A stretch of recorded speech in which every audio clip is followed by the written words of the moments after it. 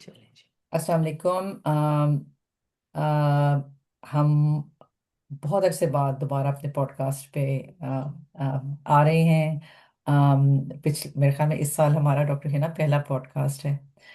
तो और इस बार डॉक्टर हिना ने बहुत जो टॉपिक चूज़ किया है वो ऐसा है कि जो ख़वातीन से रिलेटेड है और बहुत ज़्यादा इसकी ज़रूरत है डॉक्टर्स के लिए भी और ख़वातीन के लिए भी जो पेशेंट्स हैं।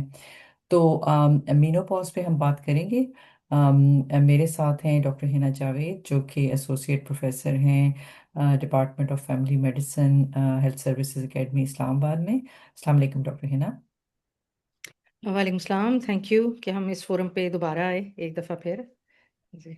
डॉक्टर हिना, हम मीनोपॉज पे बात करेंगे तो स्टार्ट हम इस तरह करेंगे कि हम एक सिनेरियो पे बात स्टार्ट करते हैं।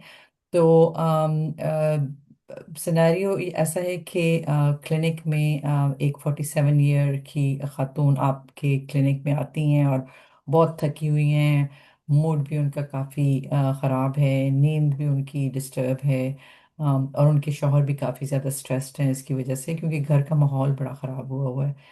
तो पिछले 6 महीनों में वो आपको बताती हैं कि वो 3 डॉक्टर्स के पास गई हैं और एक ने एसएसआरआई शुरू करवा दिया।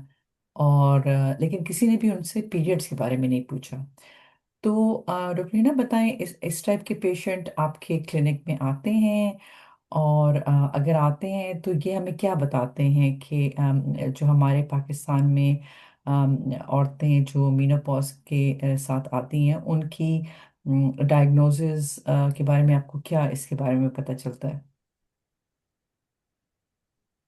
जी, आपने बहुत कॉमन सिनारियो बताया है और अच्छा है कि हम इसके ऊपर बात कर रहे हैं। तो मेनोपॉज ज़ाहिर पेशेंट अवेयरनेस, अब इसी केस में आप देख लें कि पेशेंट ज़ाहिर है उसको नहीं पता कि उसके सिम्टम्स किस वजह से हैं। वो जो डॉक्टरों के पास गई है उन्होंने ही उसको बताया। और इन आपने एक और चीज़ मेंशन की कि हस्बैंड वाइफ का रिलेशनशिप भी थोड़ा सा स्ट्रेंड हो गया, थोड़ा सा उसके ऊपर भी असर पड़ रहा है। तो ये तो वो चीज़ है जिसमें आपको इंटरवीन करना पड़ता है, इसका इलाज करना पड़ता है। जो आपने दूसरी बात की कि मूड के हवाले से हम बात नहीं करते, तो ये तो चले मेनोपॉज की एक रीज़न हो गई जिसमें मूड चेंजेस आती हैं, मूड स्विंग्स आते हैं। इसके अलावा भी अगर ये खातून रिप्रोडक्टिव एज ग्रुप में होती हैं, यंगर होती हैं, इससे 10 साल इनको कम कर दें, उसमें भी हम मूड के हवाले से जनरली क्वेश्चन इतना कॉमनली नहीं किया जाता। उसकी काफ़ी वजूहात हैं कि qualified and trained primary care physicians नहीं हैं, और एक एक स्टैंडर्डाइज क्वालिटी ट्रेनिंग नहीं हुई हुई होती, तो उसकी वजह से मसला होता है।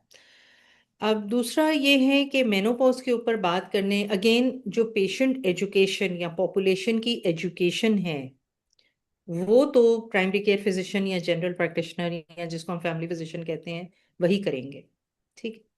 अभी वो केडर हमारा एग्जिस्ट नहीं करता। तो पेशेंट को से हम ये एक्सपेक्ट करें कि वो अपने सिम्टम्स के बारे में अवेयर हो, तो ये थोड़ा सा इनकरेक्ट होगा। Menopause by definition is not having period, यानी पीरियड्स का ना होना। अब इसमें ना होने का मतलब ना होना, 12 महीने तक ना होना इज द मेन थिंग। अगर एक खातून आपको कहती है कि मुझे साल में पहले हर महीने पीरियड आता था, लेकिन अब मुझे नहीं आता, महीने में 3 या 4 दफा आया है, तो उसमें वो अभी उसको मेनोपॉज नहीं हुआ है। तो सबसे पहली चीज जो होती है ना कि डेफिनेशन बहुत क्लियर होनी चाहिए मेनोपॉज की, बहुत क्लियर होनी चाहिए। और ये क्लैरिटी जाहिर है डॉक्टर को होगी जो प्रैक्टिस कर रहा है, तो आगे वो पेशेंट को एजुकेट कर सकेगा, और फिर कपल को एजुकेट कर सकेगा, फैमिली को एजुकेट कर सकेगा, कम्युनिटी को और पॉपुलेशन एट लार्ज।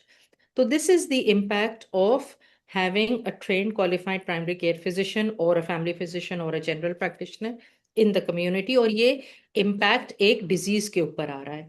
एक मिनट, मेरे दरवाजे पे कोई है, मैं जरा देख लूँ। आप बेशक रिकॉर्डिंग एक मिनट होल्ड कर।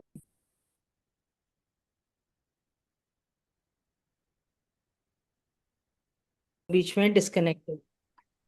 जी। तो मेनोपॉज बाय डेफिनेशन अगेन थोड़ा रिपीट कर लेते हैं कि हैविंग नो पीरियड व्हाट्सोएवर, जिसमें टाइनी सी ब्लीड, स्पॉटिंग, ये सब ना हो, अच्छा। कंप्लीट एब्सेंस, अच्छा। कंप्लीट मतलब ना हो बिल्कुल, उसको 12 महीने तक। तो ये डेफिनेशन है। और ये डेफिनेशन डिफाइन करना हमारे लिए इसलिए ज़रूरी है क्योंकि इसके बाद जो मरीज की हम ट्रीटमेंट करेंगे जिसमें अद्वियात हैं, उसके ऊपर भी इस चीज़ का असर होता है। तो ये इम्पोर्टेंट है। और मूड का चेंज होना मेनोपॉज की, या पेरी मेनोपॉज। पेरी मेनोपॉज वो पीरियड होता है जब फीमेल को अभी हो रहा है पीरियड। अच्छा। एवरेज एज दुनिया में 51, अच्छा। 51 साल है हम्म। पीरियड्स के होने की, हम्म। स्टॉप होने की, पीरियड्स के स्टॉप होने यानी मेनोपॉज के होने की। हाँ, कई हम्म। खवातीन को पहले भी हो जाता है। अब 51 का मतलब है कि किसी को 49 पे हो जाएगा, 50 पे हो जाएगा, 47, 48, या किसी को 52, 53, 55 ऐसे हो जाएगा। लेकिन जो हम्म। एवरेज निकलती है वो 51 ईयर्स। कई फीमेल्स को बहुत जल्दी मेनोपॉज हो जाता है, यानी 45 की एज पे। हम्म। अगर उससे कम में हो जाए तो उसको हम प्री मैच्योर मेनोपॉज कहते हैं। अच्छा। ठीक। अब उसकी भी काफी वजूहात हैं। दो कॉमन वजूहात ये हैं कि फैमिली हिस्ट्री अगर पॉजिटिव है, कईयों की अच्छा। फैमिली में मेनोपॉज जरा जल्दी हो जाता है, अच्छा। या उस फीमेल की कोई सर्जरी हुई है, जैसे उसके हम्म। बच्चेदानी हटा दी गई है, ओवरीज हम्म। हटा दी गई है, ट्यूब्स हटा दी हम्म। गई। हम्म। तो ये सारी चीजें हैं। हम्म। और लेकिन कई लोगों को बावजूद तमाम चीजों के होने के भी हो जाता है। अच्छा। उसमें और फिर टेस्ट वगैरह करवाने पड़ते हैं जी। अच्छा। तो ये बताएं कि अब जिस तरह ये खातून आई, मुख्तलिफ डॉक्टर्स के पास गई और उन्होंने एसएसआरआई तो शुरू करवा दिए, मूड के लिए शायद शुरू करवाए होंगे, लेकिन उन्होंने पीरियड्स के बारे में नहीं पूछा। तो आपका क्या ख्याल है कि डॉक्टर्स पीरियड्स के बारे में क्यों नहीं पूछते? इसमें अगेन जो एक थ्योरेटिकल नॉलेज है उसकी जब एप्लीकेशन होती है, उसके हवाले से ये तो सवाल बन रहा है बेसिकली कि हम्म। क्यों नॉलेज की एप्लीकेशन नहीं हुई। उसकी कई वजूहात हो सकती हैं। हो सकता है वो ये चीज़ प्रैक्टिस नहीं करते हों, मतलब रेगुलरली प्रैक्टिस में पूछना। दूसरा, हम्म। डॉक्टर्स की जो बहुत सी चीज़ें होती हैं ना, जैसे जिनको हम कहते हैं कि हमारी भी एक असेसमेंट होनी चाहिए साल में या चंद सालों हम्म। के बाद, एक हम्म। अप्रेजल हो गया, रिवैलिडेशन हो गई। खास हम्म। तौर पे वो डॉक्टर्स जो कि अ, बेशक वो स्पेशलिस्ट भी हैं या क्वालिफाइड जीपीज भी हैं, जो कि बहुत से केसेस देखते हैं, बच्चों के, बड़ों के, फीमेल्स के, एल्डरली के। तो सिस्टम या रेगुलेटरी अथॉरिटी उनको असेस कर रही होती है कि क्या ये प्रैक्टिस कर सकते हैं जो हम्म। ये केसेस हम्म। देख। तो इस हम्म। तरह की कोई assessment, appraisal system, revalidation system through regulatory body होना चाहिए। हम्म। और इसका ये मतलब नहीं होता कि हम डॉक्टर्स को खुदा न खास्ता कोई पनिश कर रहे हैं। हम हम्म। डॉक्टर्स की एजुकेशनल नीड्स हम्म। को हम फुलफिल कर रहे हैं, यानी कोई गैप इन द नॉलेज है, बिल्कुल। नॉलेज में कोई उनका गैप आ गया है, जो कि आ जाता है। हमें इतनी चीजें याद रखनी पड़ती हैं, हमें हर हम्म। कुछ याद नहीं रह सकता। बिल्कुल। दूसरा, कई दफा गाइडलाइंस बदल जाती हैं, पॉलिसीज बदल जाते हैं। अभी आपने हम्म। सुना होगा पॉलिसिस्टिक ओवेरियन डिजीज का नाम बदला गया है। हम्म। ठीक है, हम्म। हम्म। पॉलिसिस्टिक मेटाबॉलिक ओवेरियन हम्म। डिजीज इस तरह का हाँ जी। रखा गया है। तो न्यू टर्मिनोलॉजीज आती हैं, न्यू आइडियाज आते हैं, न्यू ट्रीटमेंट्स आते हैं। हम्म।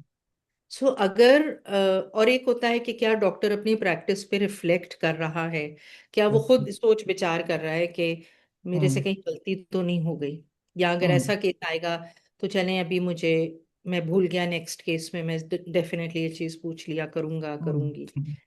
ठीक है।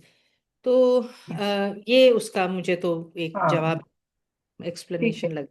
हाँ थैंक यू। बिल्कुल, और ये भी हो सकता है क्योंकि वो 47 की है तो शायद उन्होंने सोचा हो कि 50, जैसे आप बता रही हैं एवरेज एज 51 जी। होती है, तो उन्होंने, ये भी हो सकता है। तो आपने पेरीमेनोपॉज का बताया कि ये तब अगर पीरियड्स होना बंद हो गए हैं लेकिन फिर भी आ रहे हैं, फॉर इंस्टेंस 3 महीने बाद आ जाते हैं, 6 महीने बाद आ जाते हैं, तो वो पेरीमेनोपॉज हुआ।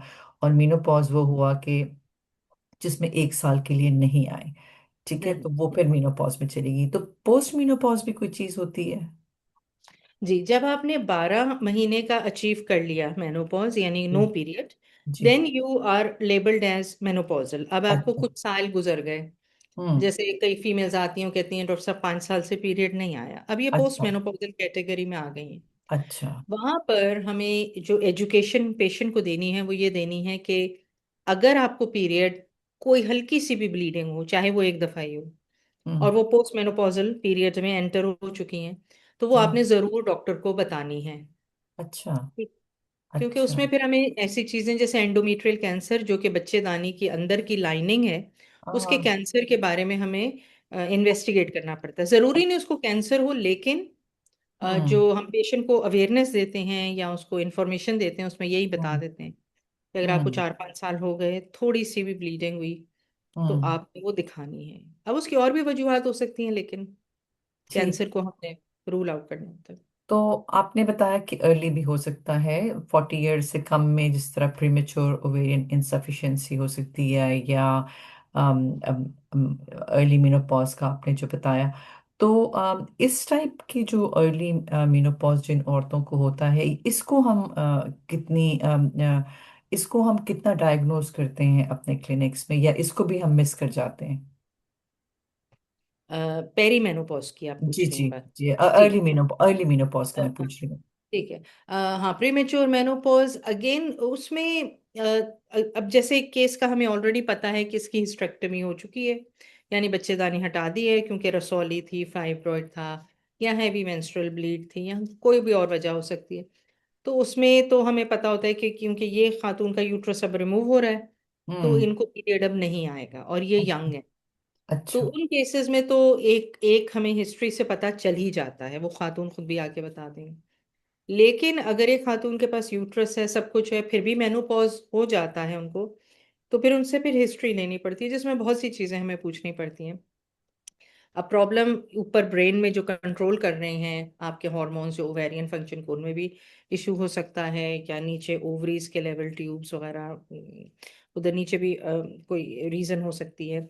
बेसिकली ईस्ट्रोजन प्रोजेस्टेरॉन जो हार्मोन है, उसकी हम्म। डेफिशिएंसी हो रही है। तो अच्छा। अब उसमें फैमिली हिस्ट्री, जैसे मैंने कहा, वो पूछी जा सकती है। कुछ अद्वियात का इस्तेमाल है, वो भी कॉज कर सकता है। तो हमें पहले तो देखना पड़ता है कोई रिवर्सिबल कॉज तो नहीं है, कोई ऐसी अच्छा। कॉज तो नहीं है जो अगर हम हटा हटा दें या तो आइडेंटिफाई कर लें, जैसे थायराइड के प्रॉब्लम्स हैं या इस तरह के इश्यूज अच्छा। हैं अच्छा। एंडोक्राइन रिलेटेड, जी तो जी। उनको अगर हम ट्रीट कर लें तो उससे ट्रीट हो जाता है। लेकिन अच्छा। अगर नहीं है ऐसा, और ये वाकई अब मेनोपॉज इनको फुल फ्लेज डेवलप हो चुका हुआ है, तो फिर इनको हमने हार्मोनल टेस्ट हम कर रहे होते हैं, जैसे FSH, हम्म। फॉलिकल स्टिमुलेटिंग हार्मोन, वो हम कर रहे होते हैं।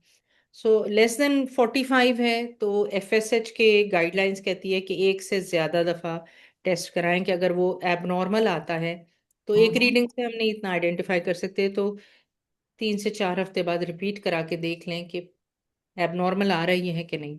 2 रीडिंग्स पे फिर हम कंफर्म कर लेते हैं। अच्छा। तो जी। अब अगर एबनॉर्मल आ रहा है, एबनॉर्मल से आपका क्या मतलब है, ज्यादा कि कम? ज्यादा रेज्ड होगा अच्छा। ना।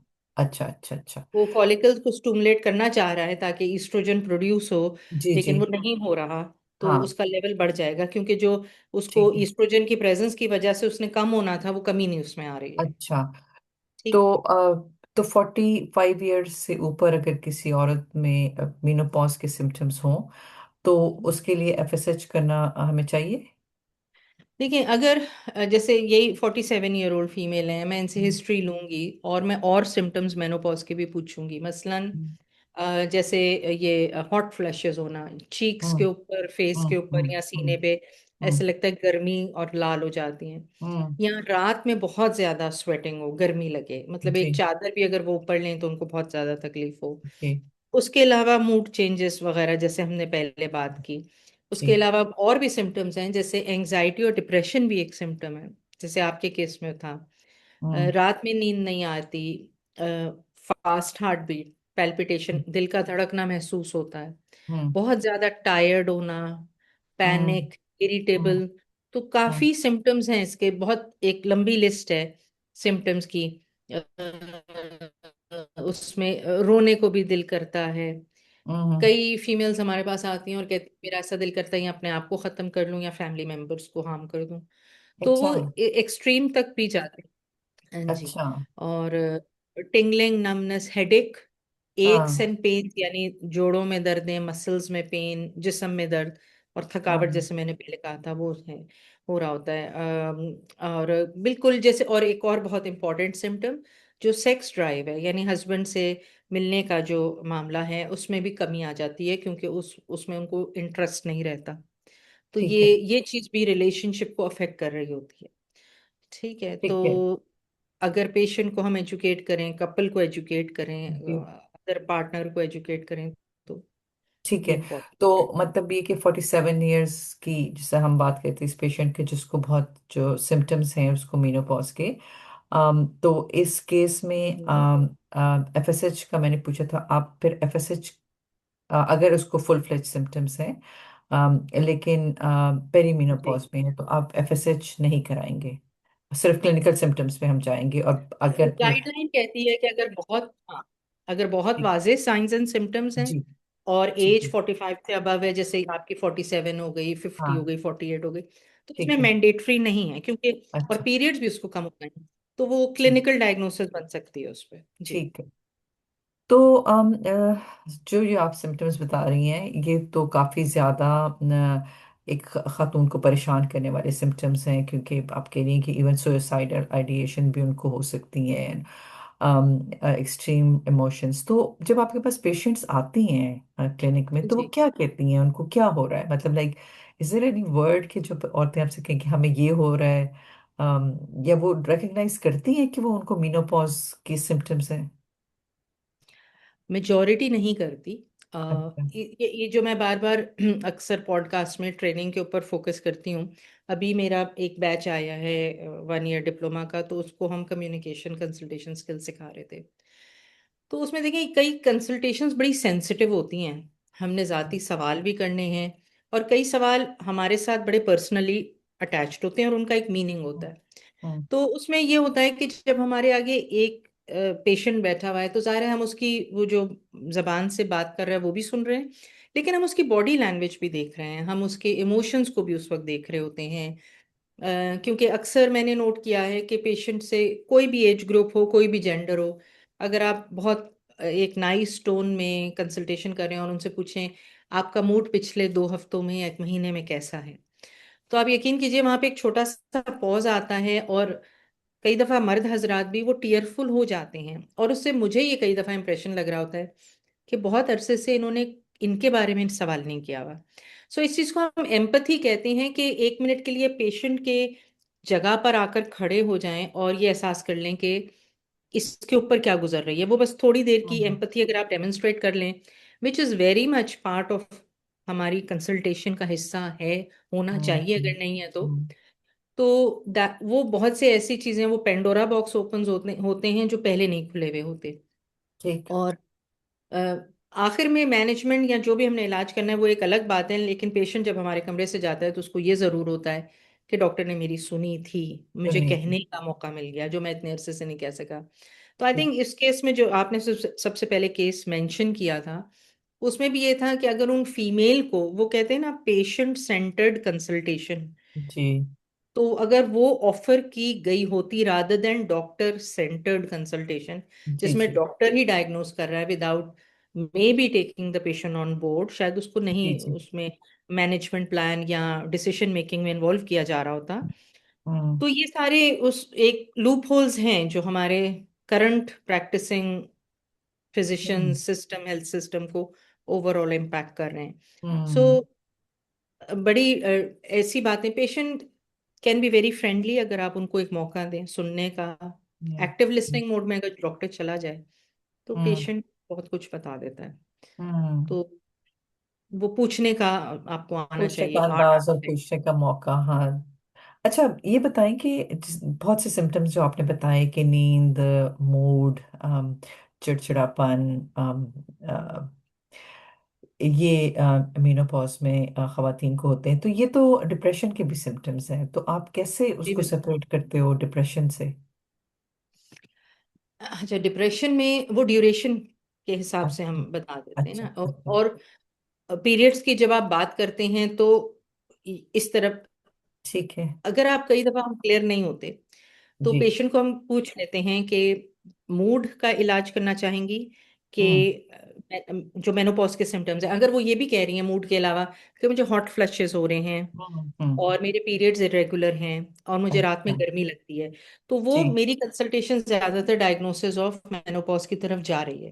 ठीक अगर है। ये फीचर्स उनमें नहीं है और वो मुझे कहती है मेरे पीरियड्स रेगुलर हैं, 47 पे भी उनको हाँ। रेगुलर पीरियड आ रहे हैं और मेनोपॉज के सिम्टम्स नहीं है, वेजोमोटर सिम्टम्स जिनको हम कहते हैं कि हम्म।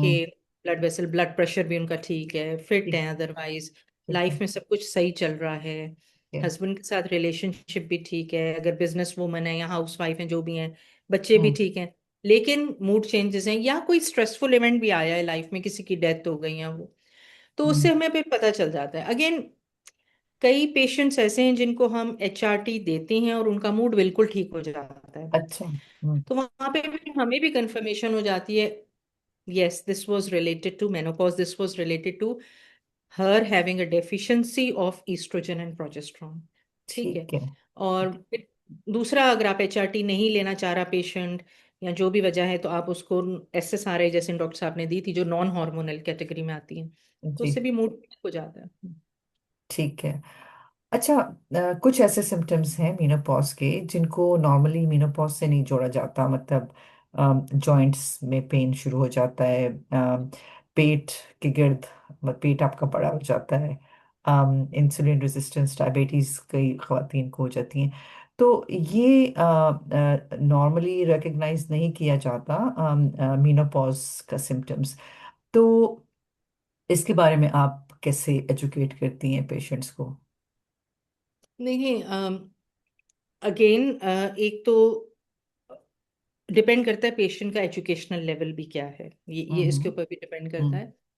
बहुत सी इंफॉर्मेशन इंटरनेट पे अवेलेबल होती है, कई दफ़ा तो पेशेंट्स हमें इंटरनेट के प्रिंट आउट्स लेकर भी आ रहे होते हैं अच्छा। मुख्तलिफ दवाइयों या मुख्तलिफ कंडीशन के हवाले से, जिसको अच्छा। हम आम अल्फाज में डॉक्टर गूगल कह रहे होते हैं, तो डॉक्टर हम्म गूगल के नुस्खे हमारे पास आ रहे होते हैं, फिर हम्म हम्म बताया जाता है।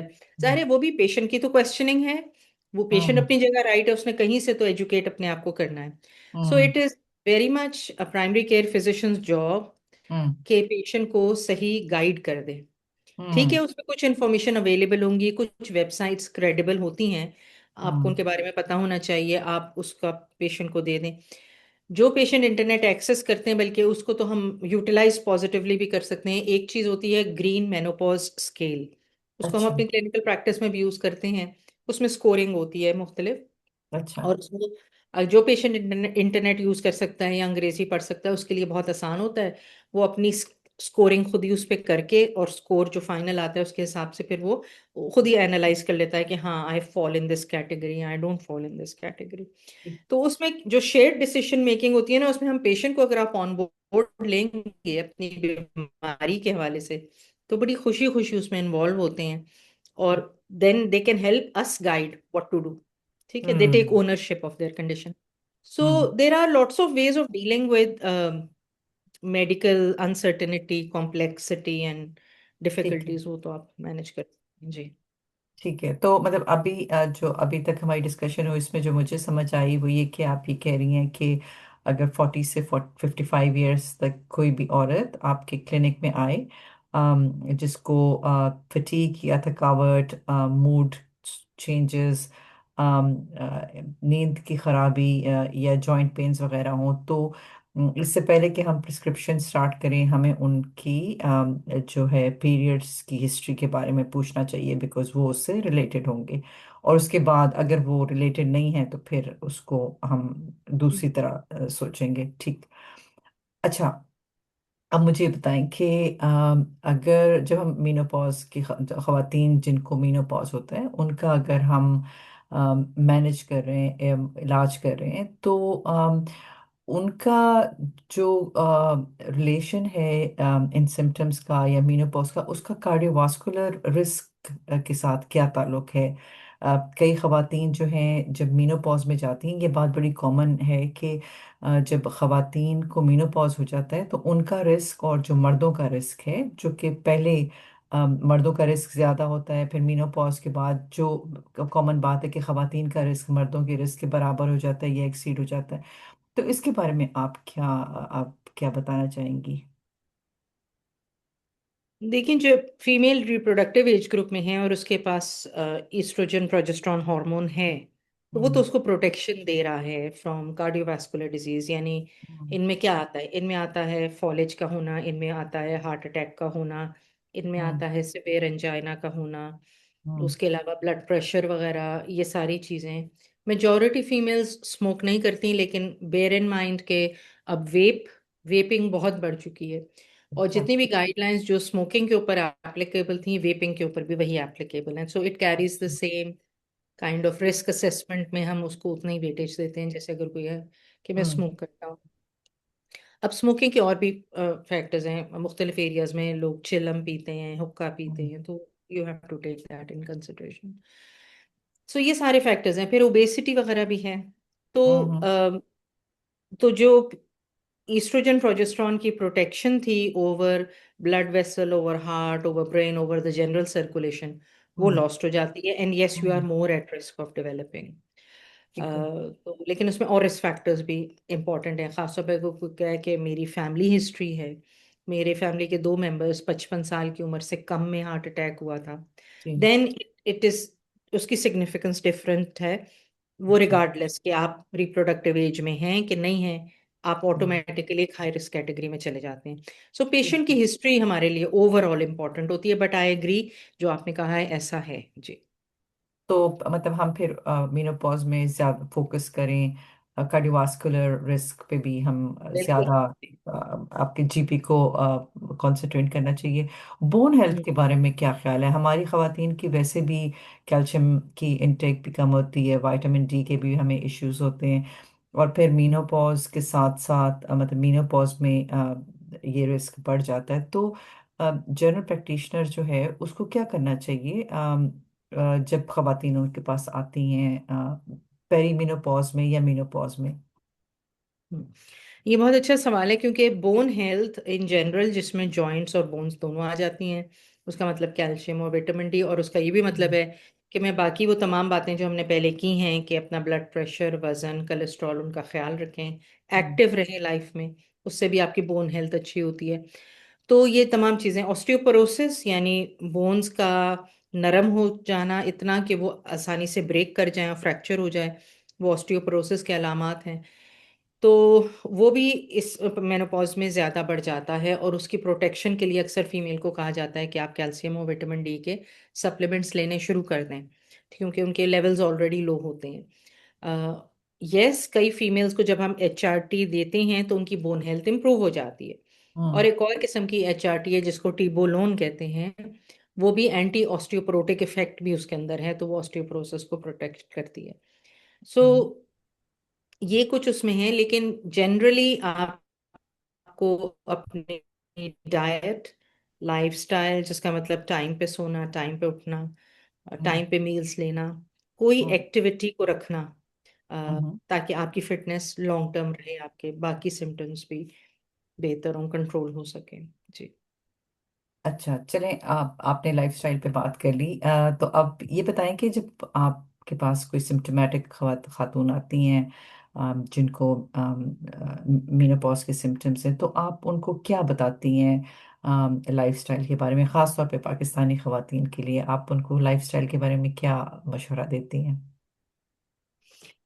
लाइफस्टाइल का मशवरा, अब मेनोपॉजल फीमेल हो या रिप्रोडक्टिव एज ग्रुप में है, वो तो अक्रॉस द बोर्ड सेम ही होता है बेसिकली। अपना अपने लिए वक्त निकालें, अपना हम्म। ख्याल रखें, अपनी सेहत का ख्याल रखें, जब भी आप पूरे घर का ख्याल रख सकते हैं। हम्म। और उसमें यही है, कई कई बातें तो एक प्रिंसिपल्स ऑफ लाइफ में होती है ना, कि ये अगर फॉलो की जाएं तो चांसेस कम है कि आपको कोई भी बीमारी हो। अगर आप 45 या अबव की एज पे पहुंच ही गए हैं और आपको कोई भी शुगर या ब्लड प्रेशर नहीं है, तो आप कोशिश करें कि आने वाली एज में भी ऐसा ना हो। आपके गुर्दे भी सही से काम करते रहें, आपका जिगर, आपका हार्ट, आपका ब्लड वेसल, ब्रेन। और इन तमाम चीज़ों के लिए वजन अगर बढ़ रहा है तो कोशिश करें उसको कम करें। अब उसमें डाइट के थ्रू भी आप कम कर सकते हैं, एक्सरसाइज के थ्रू भी कम कर सकते हैं, और भी अब अद्वियात आ गई हैं। लेकिन जाहिर है ऑब्वियसली उनके साथ फिर एक साइड इफेक्ट्स हैं। तो जो बेसिक्स हैं लाइफ के, वो अ, पानी बहुत ज़्यादा कोशिश करें पिएं। ये जो बहुत ज़्यादा कैफिनेटेड ड्रिंक्स हैं, शुगरी ड्रिंक्स हैं, शुगर इनटेक को कम करें। हम्म। मेक श्योर करें आप ब्लड टेस्ट साल में एक दफा कराएं, ताकि आपको कोई भी मसला हो तो वो जल्दी डिटेक्ट हो जाए। तो ठीक। इस तरह की चीजें हैं, कोलेस्ट्रॉल वगैरह, और ये हम्म। सब को नॉर्मल रखने की कोशिश ठीक। करेंगे। तो प्रिस्क्रिप्शंस जब आप देती हैं तो प्रिस्क्राइबिंग डिसीजंस कैसे आप करती हैं? अम, यहाँ जो है ट्रांसडर्मल भी दिया जाता है और इस्टोडाइल भी दिया जाता है। तो क्या आपकी क्या इसके बारे में एडवाइस है? बहुत सी खवातीन जो हैं वो HRT से घबराती हैं, और जिनकी फैमिली हिस्ट्री में ब्रेस्ट कैंसर है वो तो घबराती ही हैं, लेकिन वैसे भी खवातीन का HRT के बारे में कुछ कंसर्न होते हैं। तो आप कैसे इसको डील करती हैं, और अगर एक खातून को आप HRT देती हैं तो कितने अरसे तक आप HRT उनको देती हैं? अच्छा, अब HRT की प्रिस्क्राइबिंग डिपेंड करती है कि फीमेल इस वक्त पेरी मेनोपॉज में है, यानी अच्छा। पीरियड भी साल में 3-4 हो रहे हैं, या पोस्ट मेनोपॉजल हो गई है, यानी मेनोपॉज हुए हुए no period for 12 months established हो चुका है, और ठीक। वो अब उससे आगे चल रही हैं। ठीक है। ठीक सो है। डिपेंड वो किस स्टेज पे हैं उस हिसाब से। दूसरा सवाल जो हमें पूछना पड़ता है, क्या उनके पास बच्चेदानी है और क्या नहीं है। क्योंकि अगर बच्चेदानी है तो मैं उनको ईस्ट्रोजन के साथ प्रोजेस्ट्रॉन भी दूंगी, अच्छा। और अगर बच्चेदानी नहीं है तो मैं सिर्फ ईस्ट्रोजन दूंगी। ये ठीक है। दूसरा डिसीजन है जो मैंने करना है। ठीक है। अच्छा। अब जैसे आपने कहा है कि मुख्तलिफ फॉर्म्स में आती हैं, तो जी, जेल फॉर्म में भी आती हैं, अच्छा। पंप्स होते हैं, सैशे होते हैं, हम्म। उस फॉर्म में भी आता है, ईस्ट्रोजन की मैं बात कर रही हूँ। अच्छा। स्प्रे फॉर्म में भी आता है। तो ये अच्छा। मुख्तलिफ ईस्ट्रोजन के फॉर्म्स हैं, और टैबलेट फॉर्म में भी ऑब्वियसली। सॉरी, जो प्रोजेस्ट्रॉन है वो यूजुअली टैबलेट फॉर्म में होती है, कई हम्म। दफा पेसरी फॉर्म में होती हैं, लेकिन पाकिस्तान के अंदर अवेलेबिलिटी डिफरेंट फॉर्म्स की बहुत कम है। टैबलेट फॉर्म्स ईस्ट्रोजन और प्रोजेस्ट्रॉन के, या कॉम्बिनेशन में दवाइयाँ मौजूद हैं टैबलेट फॉर्म में। अच्छा। ठीक। सो जो एक, मैं अगर किसी और कंट्री में प्रैक्टिस कर रही होती जहाँ पे मेरे पास ईस्ट्रोजन जेल फॉर्म में भी है, पैच भी है, सैशे भी है, पंप भी है, स्प्रे भी है, तो मैं पेशेंट को वो ऑप्शन दे देती, और टैबलेट भी है। क्योंकि अक्सर फीमेल्स कोशिश करती हैं टैबलेट ना खानी पड़े, तो वो जेल लगाना आसान है, पैच लगाना आसान है, उसमें दवाई इतनी होती है कि वो तकरीबन हफ्ते में आप 2 या 3 दफा उसको लगाते हैं, तो मतलब वो 48 आवर्स प्लस कई दफा आपको दे देती है प्रोटेक्शन, रोज रोज दवाई नहीं खानी पड़ती। ठीक। जो प्रोजेस्ट्रॉन टैबलेट है वो टैबलेट फॉर्म में यूजुअली आती है, बाहर भी और यहाँ पर भी, या कॉम्बिनेशन में एक ही टैबलेट के अंदर ईस्ट्रोजन और प्रोजेस्ट्रॉन। अच्छा। अब तो प्रोजेस्ट्रॉन की भी कई फॉर्म्स हैं, जिसको हम माइक्रो आयोनाइज्ड कहते हैं, जो कि बायो आइडेंटिकल का मतलब कि वो वैसा प्रोजेस्ट्रॉन जैसे हमारे जिस्म में है, ताकि साइड इफेक्ट्स कम हो जाएं। अच्छा। बायो आइडेंटिकल या माइक्रो आयोनाइज्ड प्रोजेस्ट्रॉन अवेलेबल होते हैं, और फिर वो साइड इफेक्ट्स कम। अब अच्छा। अगर फीमेल ऐसी हैं जो कि मेनोपॉज अभी नहीं हुआ लेकिन उसकी तरफ जा रही हैं, यानी शी इज 49, 50 या 51 भी चले हो गई हैं, अभी मेनोपॉज अचीव नहीं हुआ, और हम्म। उनके बच्चेदानी भी है, तो मैं तो उनको जो है वो दूंगी साइक्लिकल HRT। साइक्लिकल HRT का अच्छा। मतलब है कि इस फीमेल को मैंने ईस्ट्रोजन डेली देना है, और आखिरी जो 14 दिन है, 2 हफ्ते, उसमें उसमें। प्रोजेस्ट्रॉन ऐड करूंगी, और ठीक है। उसके बाद इनको पीरियड हो जाएगा। ठीक है। अच्छा। क्योंकि ये फीमेल को अभी पीरियड हो रहा है, स्टॉप नहीं हुआ, तो मे बी इसको ये प्रेफर करेगी, और अक्सर अच्छा। फीमेल्स उसको प्रेफर करती हैं। ठीक है। अच्छा। तो ये उसको हम साइक्लिकल HRT कहते हैं, यानी साइकिल्स में हम दे रहे हैं, या सीक्वेंशियल। ठीक है, यानी oestrogen followed by the sequence of ठीक है। प्रोजेस्टेरॉन, और इस तरह आप कर रहे हैं। ठीक है। ठीक है। और अगर ये खातून बिल्कुल मेनोपॉज अचीव कर चुकी हैं और इनकी बच्चेदानी भी है, तो मैं इनको कंटिन्यूस दूंगी, मैं बीच में रोकूंगी नहीं। प्रोजेस्टेरॉन इनको भी डेली खाना होगा, आखिरी शुरू से 14 दिन में नहीं खाना है। आखिरी 14 दिन में, ठीक है। तो ये, जी, शुरू से खाना है, ठीक है। 1 तारीख से 30 तारीख तक खाना है। ठीक। अच्छा। वो 15 दिन का डिवाइड नहीं आएगा इसमें। तो ये है। अब इसमें जैसे मैंने कहा कॉम्बिनेशन में है तो आप एक ही गोली खाएंगे, अलग अलग है तो आप अलग अलग गोलियां खाएंगे। ठीक है। तो ये बेसिकली डिफरेंस है क्या स्टेटस है मेनोपॉज का, और वूम्ब है कि नहीं, बच्चेदानी है कि नहीं, ये एक मेन तो डिफरेंस ये है। कितने अरसे तक देंगी? आप देते ही रहे, लेते ही रहेंगे ये लोग? अच्छा, इसमें आपको रिव्यू करना पड़ता है। जब एक अच्छा। चेकलिस्ट होती है जो हम देने से पहले भी पूछ रहे होते हैं और कुछ हम चेक्स कर रहे होते हैं। तो जैसे ब्लड प्रेशर, वजन चेक कर लिया, कोई सर का दर्द है उसका चेक कर लिया, कोई क्लॉट चेक कर लिया, कभी कोई माइनर स्ट्रोक या मेजर स्ट्रोक या हार्ट को प्रॉब्लम, या कोई भी ऐसी ब्रेस्ट की प्रॉब्लम, या कोई कैंसर ऐसा तो नहीं है जो दवाई देने से खराब हो जाएगा। अगर पेशेंट हाई रिस्क पे है तो फिर हम कोशिश करते हैं कि हॉर्मोन्स की तरफ ना जाएं, फिर नॉन हार्मोनल ट्रीटमेंट के ऊपर जाते हैं। कई हम्म। पेशेंट्स कहते हैं नहीं, मेरी फैमिली में ब्रेस्ट कैंसर है, मुझे नहीं है, हम्म। तो मैं ये रिस्क लेने को तैयार हूं। वो पेशेंट की ऑटोनॉमी है, वो पेशेंट की मर्जी है। हमारा काम हम्म। उनको सारा कुछ बता देना है। सिलेक्शन, फाइनल डिसीजन पेशेंट का है। लेकिन जब ऐसी चीज होती है तो आपने पेशेंट को कॉशन ये जरूर करना होता है कि आप अपने आप का चेक करेंगे। सपोज ब्रेस्ट का है तो ब्रेस्ट एग्जामिनेशन आप कोशिश करें महीने में एक दफा चेक कर लें। कोई अच्छा। एबनॉर्मल लंप, कोई दर्द, कोई डिस्चार्ज, कोई भी आपको प्रॉब्लम हो, आपने फौरन डॉक्टर से रुजू करना है और दवाई रोक देनी है। इसको हम ठीक है। सेफ्टी नेटिंग कहते हैं। यानी मैंने पेशेंट को दवा दे दी है, पेशेंट हाई रिस्क भी है, लेकिन मैंने उसको एजुकेट कर दिया है कि ये मसला हो तो फौरन से एक्शन करना है। ठीक तो है। एक ये तरीका भी है, ठीक है। कई अच्छा। कहते हैं ठीक है डॉक्टर साहब हमने नहीं लेनी, या डॉक्टर साहब आप ही हमारा जो समझते हैं बेहतर है इलाज कर दें। Then you as a physician I have to act in patient's best interest. मैं उस ऑप्शन को जरा अवॉइड करूंगी या डिले करूंगी ठीक कि है। हम उस तरफ ना जाए, जब अदर ऑप्शन अवेलेबल है जो सेफर है। ठीक है। तो एक ये चीज है, आप इस तरह भी उसको मैनेज कर सकते हैं। ठीक है। तो आपने नॉन हार्मोनल ऑप्शंस के बारे में बताया, तो वो कौन कौन से नॉन हार्मोनल ऑप्शंस हैं? जी, एक तो ये जो लाइफस्टाइल है, ये बहुत अच्छा life long non hormonal method है। अच्छा। दूसरा, बहुत से लोग कई दफा हर्बल मेडिकेशंस की तरफ जाते हैं। कईयों के बारे में तो एविडेंस बेस मौजूद है, लेकिन कईयों के बारे में हमें नहीं पता होता। अच्छा। अक्सर लोग कहते हैं सेंट जॉन्स वॉट ले रही हूँ, या अच्छा। इवनिंग प्रिमरोज ऑयल ले रही हूँ। अगेन, अगर पेशेंट को वो सूट कर रहा है, उसके हम्म। सिम्टम्स बेहतर हो रहे हैं, तो ठीक है, हम उनको हम्म। रोकते नहीं है। हम्म। लेकिन हम उनको प्रोमोट या रेकमेंड नहीं कर सकते क्योंकि उनका एविडेंस बेस बहुत कम है। Hmm. SSRIs selective serotonin reuptake inhibitor है, जो कि ब्रॉडली एंटी डिप्रेसेंट्स में आते हैं, हम्म। वो हैं। और उन उनमें सेरोटोनिन जो कि एक फील गुड हार्मोन जिसको कहते हैं, वो बॉडी में या ब्रेन में बढ़ जाता है। हम्म। उसके अलावा आइसोलेटेड सिम्टम्स हैं, जैसे अगर पेशेंट मुझे कहती है मुझे हॉट फ्लैशेस हो रहे हैं, तो कई दवाइयां होती हैं वो सिर्फ हॉट फ्लैशेस के लिए होती हैं। जैसे क्लोनिडीन एक दवाई है जो ओरिजिनली डेवलप हुई थी हाई ब्लड प्रेशर के लिए। अच्छा। ठीक है। लेकिन उसमें हॉट फ्लैशेस को रिस्पॉन्ड करती हैं पेशेंट। अब उसमें कोई हम्म। हार्मोन नहीं है, वो सिंपल एक दवाई है जो हॉट फ्लैशेस के लिए आप दे सकते हैं। तो इस तरह के उसके अलावा कई फीमेल्स हमारे पास आती हैं कि जी वेजाइनल ड्राइनेस हो रही है क्योंकि ईस्ट्रोजन हम्म। कम हो गया है।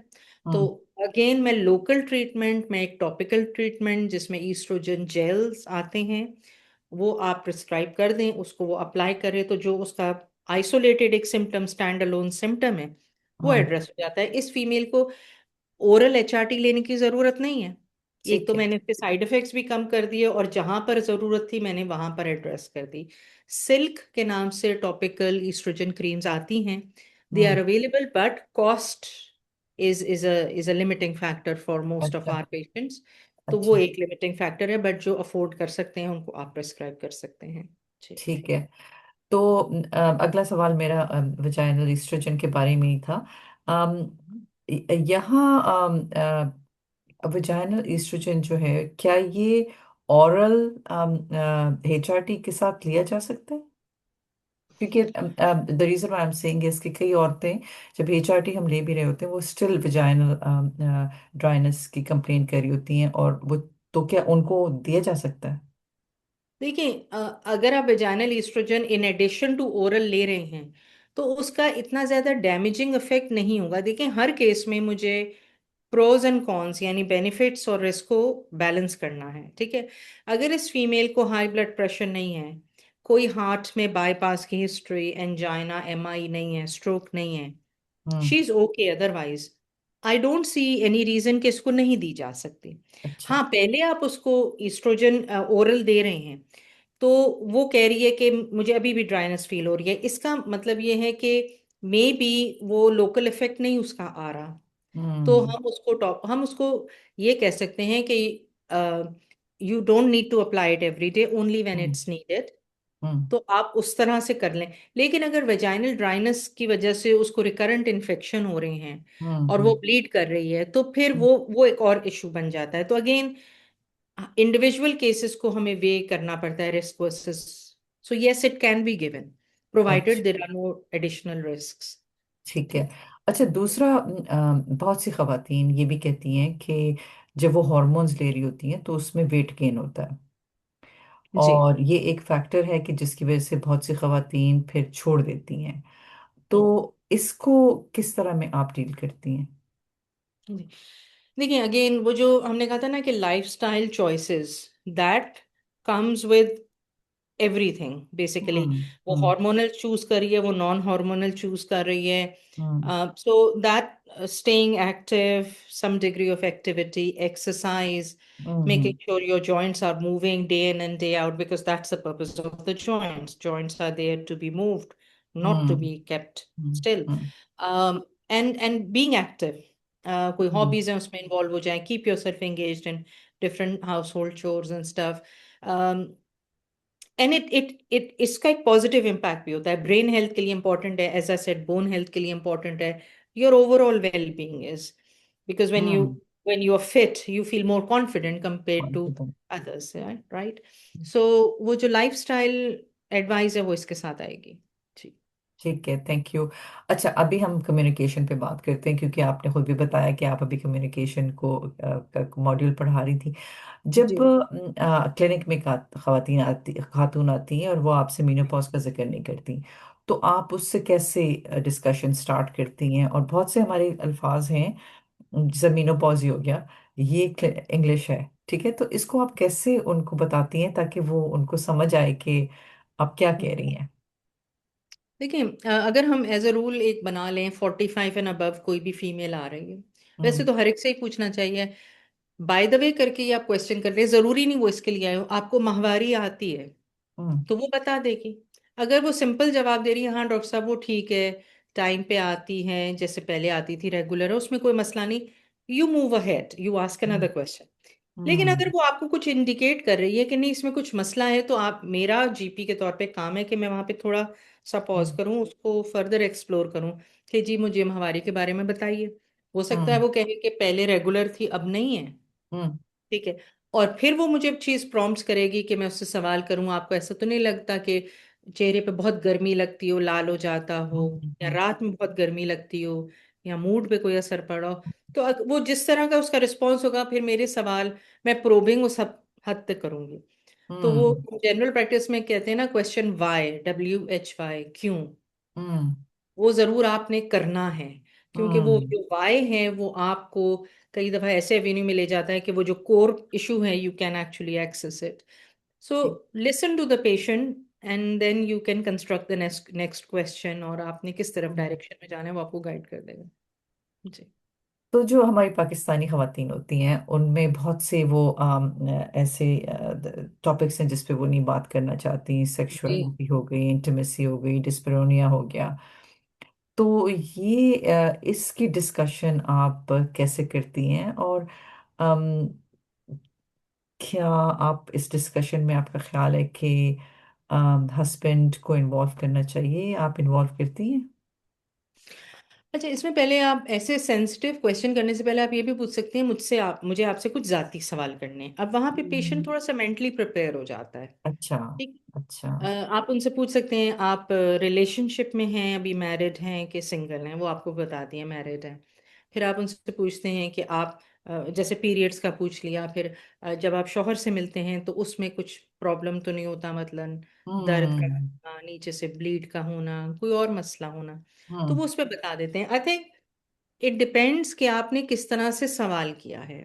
ठीक है। तो again the tone of voice has to be very polite.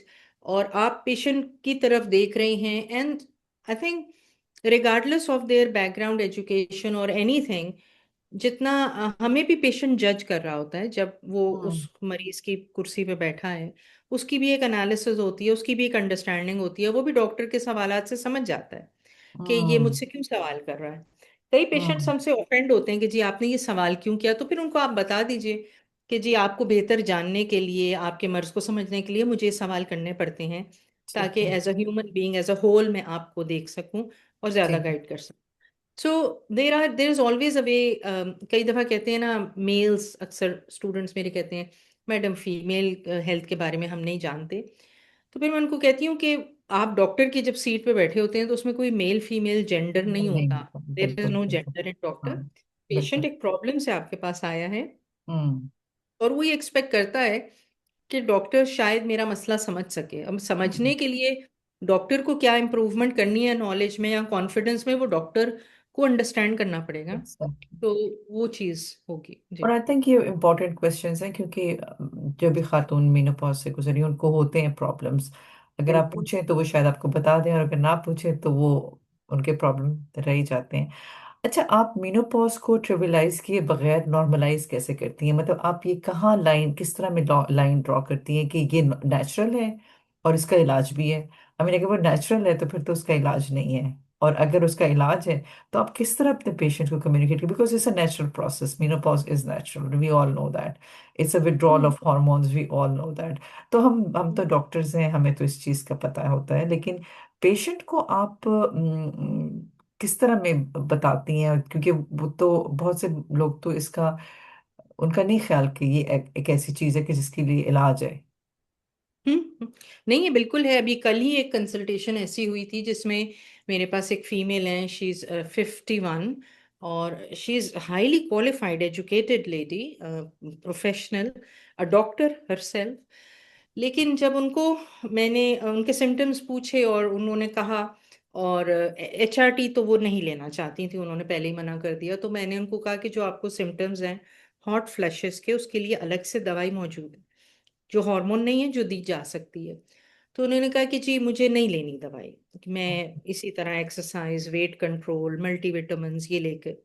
मैंने कहा ठीक है। मैंने कहा ये सिम्टम्स हो सकता है कई साल तक रहें, तो हम्म। क्योंकि हम हमारे लिए कहना मुश्किल है, क्योंकि there are sometimes hot flashes can last for 10 years, 10 साल तक कई लोगों को रहते हैं। अच्छा। अच्छा। तो ये तो उन्होंने कहा कि जी चलें जी, मुझे बड़ा वक्त मिल गया सोचने का। मजाक में उन्होंने बात डाल दी, विच इज फेयर इनफ, वो पेशेंट का डिसीजन है। My job as a doctor, as a GP, is to inform my patient that the option exist, ठीक है। आपकी प्रॉब्लम का इलाज मौजूद है।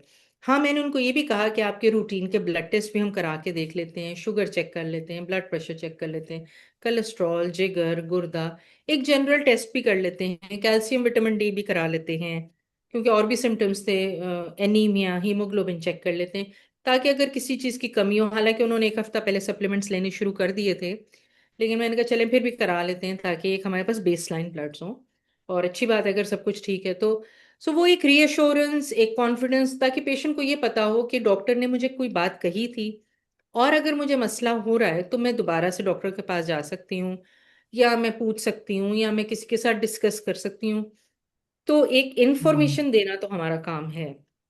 ठीक है। ठीक है, वो पेशेंट का राइट भी है। बिल्कुल, मतलब अगर डॉक्टर्स को भी ये है तो फिर आम बंदे, आम खातून को तो जाहिर है जी। प्रॉब्लम हो ही मतलब अंडरस्टैंडिंग में ज़रा प्रॉब्लम ही होगी। अच्छा है ना, बस क्वेश्चंस तो हमारे ख़त्म हो गए। अब आखिरी पॉइंट सिर्फ यही है कि अगर आप कोई मैसेज देना चाहें, या कोई भी आपका ये ख्याल है कि जो भी जनरल प्रैक्टिशनर ये पॉडकास्ट देख रहा है, तो उसको जो टेक अवे मैसेजेस हैं, तो वो क्या आप उनको टेक अवे मैसेजेस देना चाहेंगी? देखिए, for general practitioners one take home point is holistic care देनी है। होलिस्टिक हम्म। केयर में सिर्फ पेशेंट के फिजिकल सिम्टम्स को मैंने एड्रेस नहीं करना, मैंने उसके साइको सोशल यानी मेंटल हेल्थ का कंपोनेंट भी इनकोऑपरेट करना है, और मैंने मेक श्योर करना है कि वो एड्रेस्ड हो, या पेशेंट को एक अपॉर्चुनिटी ज़रूर देनी है कि हम्म। वो अपनी बात जो है वो कह सके। हो सकता है मेरे हम्म। पास उसका इलाज या जवाब ना हो, लेकिन हम्म। पेशेंट को एक सेटिस्फैक्शन होगी कि मैंने ये बात डॉक्टर को कह दी, बता दी। राइट। ठीक है। अभी जैसे अभी हमारा international world family doctor day है, 19 मई को आ रहा है, ट्यूसडे को। तो उसमें हम्म। कंसल्टेशन के ऊपर बात हो रही थी। हमारी एक डॉक्टर्स का ग्रुप है, वो उसके ऊपर एक प्रेजेंटेशन देना चाह रहा है। तो उन्होंने कहा कि जो गोल्डन मिनट होता है, जो फर्स्ट मिनट या first 2 minutes of a consultation है, वो बड़ा क्रूशल होता है, इंपॉर्टेंट होता हम्म। है। वो इसीलिए हम्म। इंपॉर्टेंट होता है क्योंकि पेशेंट उसमें स्पीकर है और हम्म। डॉक्टर एक्टिव लिसनिंग हम्म। कर रहा है। तो वो सिर्फ उस 2 मिनट के ऊपर फोकस करके पूरा सेशन करना चाह रही थी, और मैंने कहा कि that is a very good thing. अगर बिल्कुल। आपका स्टार्टिंग पॉइंट कंसल्टेशन का अच्छा हो तो इट फ्लोज नेचुरली। सो बिल्कुल। कंसल्टेशंस के लिए is a most powerful tool, use hmm. It appropriately, आपको बेनिफिट करेगा। तो यही मेरा एक ब्रॉडली मैसेज है सबको। जी। चलें, it was a very informative podcast today. आपने बहुत हमें अच्छी बातें बताई, एंड आई थिंक कि आपके स्टूडेंट्स भी जब सुनेंगे तो उनको काफ़ी मालूमात मिलेंगी मीनोपॉज की, और अगर कोई जनरल पब्लिक भी सुने तो उनको भी काफ़ी मालूमात मिलेंगी। तो इंशाल्लाह हम फिर नेक्स्ट टाइम एक और टॉपिक के साथ आएंगे। Thank you very much doctor Hina. इंशाल्लाह अगली बार दोबारा हम एक और टॉपिक लेकर आएंगे। थैंक यू जी। अस्सलाम वालेकुम। वालेकुम।